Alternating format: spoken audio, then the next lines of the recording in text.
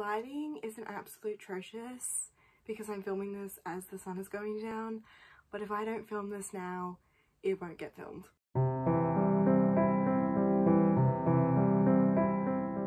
Today we are finally filming my July reading wrap up. I read 6 books. I'm pretty happy with that because in June I read 3, so yeah. I will say though, I was reading A Court of Mist and Fury the entire month, like literally the entire month. I'm still not finished it. I have like 200 pages left. I'll finish it in August, but I could have read so many more books if it weren't for that book. Like, I love it. It's really good, but it's so dense and it takes me forever, and I just wish I finished it because I spent like my whole month reading it. Very frustrating. I don't like to carry books over for months. It just frustrates me. Another thing is recently I've kind of decided for a few different genres and a few different reasons to not rate certain books. So I don't rate poetry and I don't rate non-fiction. I read 2 poetry this month and 1 non-fiction, so there's 3 books that I didn't rate, but I'll explain my thoughts and everything. I usually don't read 2 poetry books in 1 month because I like to spread them out, but I got carried away. My bad. The first book, I don't even know where to begin. You know what? We're gonna start with this book because I annotated it and I just love it, and that is Love Stories by Trent Dalton. Look at this cover. Oh Lord. So this is the non-fiction I was talking about. I read I think maybe 3 pages and I'm like, I need to annotate this. So I also technically I underlined, I didn't highlight, but I wrote throughout the book, which I don't usually do, so I must have really liked it. But it's just amazing. If you don't know what this book's about, this guy named Trent basically sits on a corner at Brisbane and asks random strangers to tell him their love stories, and they're all different type of love stories. They're not just romance like partners, there's platonic and there's like mother, daughter, and all different types, and it's just amazing. There is quite literally something in this book for everyone.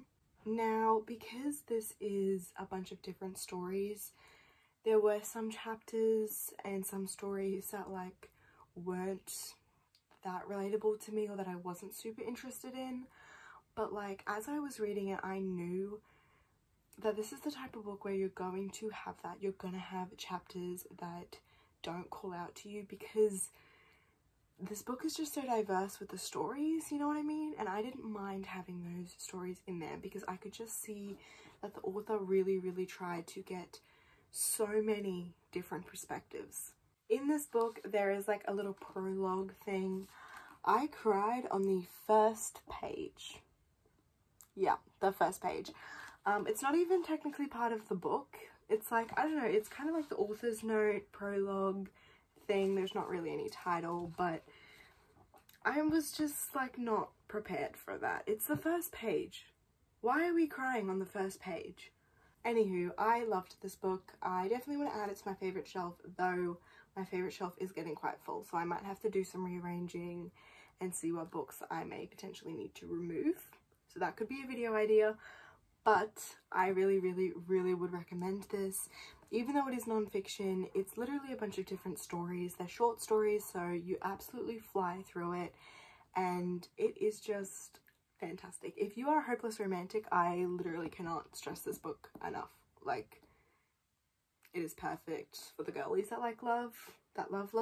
Okay, now let's get all the books that I didn't give a rating to out of the way. So we'll do poetry. So I read The Dark Between Stars by Atticus, and I did annotate or tab this book as well, although there really aren't that many tabs because if I'm being completely honest, I didn't really like this. This book was okay. I read Love Her Wild, and I definitely preferred Love Her Wild by this author than this book. I don't know, I just like there wasn't really any poetry in here that I was like, oh my gosh, this is life-changing. It was just very like basic. If you're a traveler, I reckon this would be good because there is a lot of poetry that relates to travel, which is great. But if you don't travel and you don't go to Paris or Italy, you read it and you're like, wow, this is really beautiful poetry. I don't really get it though. Like, I would love to be in Paris right now, but I'm not. So I don't know, I just found it really hard to relate to this. And I obviously know, like, not every poetry book you're going to relate to, which is why I choose not to rate poetry, because even if a book is like not super relatable, if I think the poetry is good, I will still recommend the book and I will still like rave about it. But I just really don't think these poems were any good. Sorry. I'm gonna keep it on my shelf. I do keep these books on my favorite shelf just because they're hardcovers and I keep all my poetry there, but we might have to do some moving and remove that. The other poetry I read this month was a lot better, and that was Sea of Strangers by Lang Liv. I totally butchered that, I'm sorry. So this poetry book, I actually went to the store, I picked it up and I was like, oh my gosh, I really want this. But I ended up putting it back because I knew I had other poetry books that I needed to read. My boyfriend went back the literal next day and bought it for me. Yeah, so I was very excited. This book, I kind of thought it'd be about love because I opened up a page and I got like a poem that was about love and I was like, oh my gosh, this is perfect.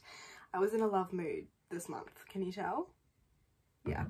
Anyway, it's definitely not about love. It's definitely more about like self-growth,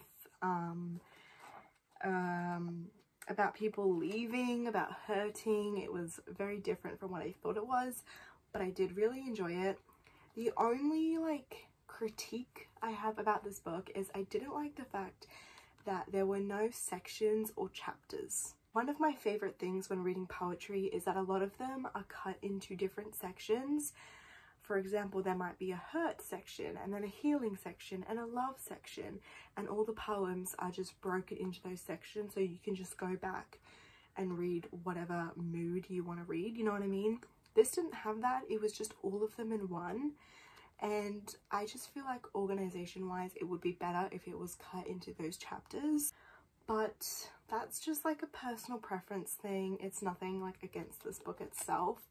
The poetry itself was pretty good. I did enjoy it. I liked the like actual layout of it. There was no like poetry on this side, or there was a few, but like not a lot. Actually, was there any? I thought there was a few. Maybe I'm imagining it, but I don't know. It's just really easy and quick to read. I would recommend it. It was really good. I'm glad to have this in my collection.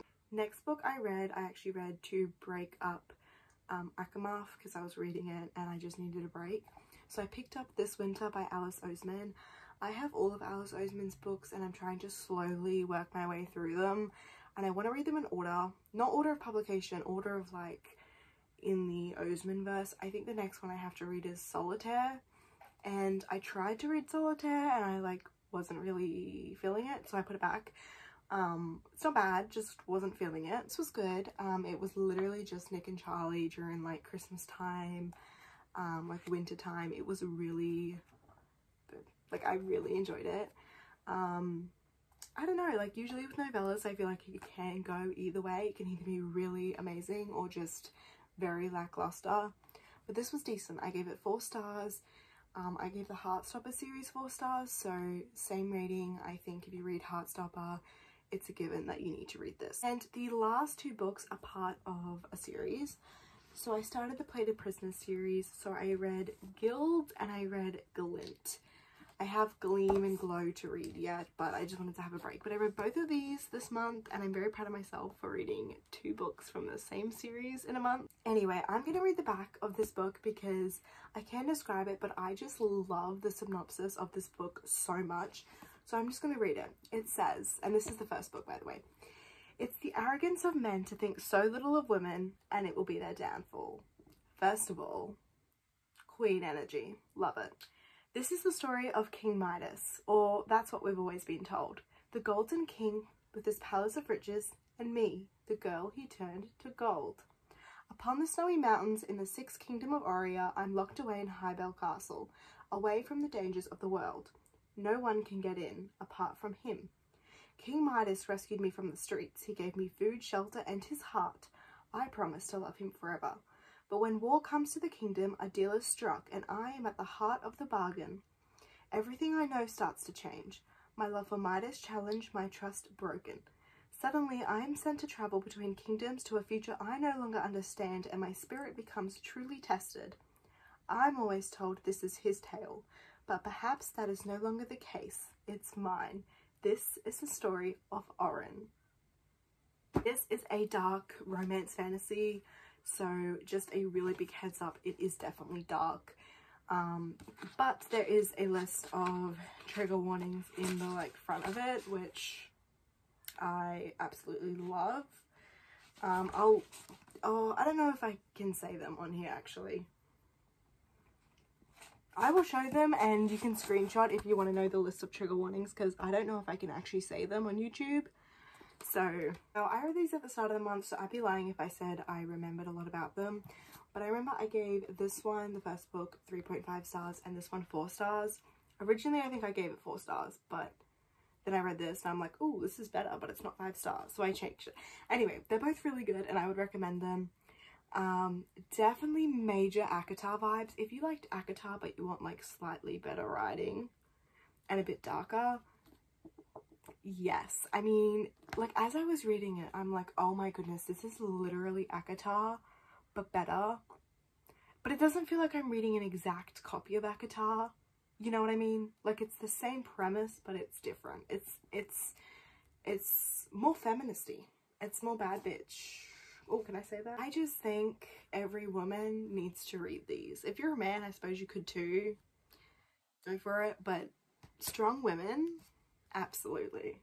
Yes. Alrighty guys, that brings us to the end of this video. Thank you so much for watching. I feel like this was kind of brief, but I don't mind it. I feel like a lot of these books, like the poetry books, I don't have a lot to say because they're poetry. But nevertheless, I hope you enjoyed and I will see you in my next video. Bye guys.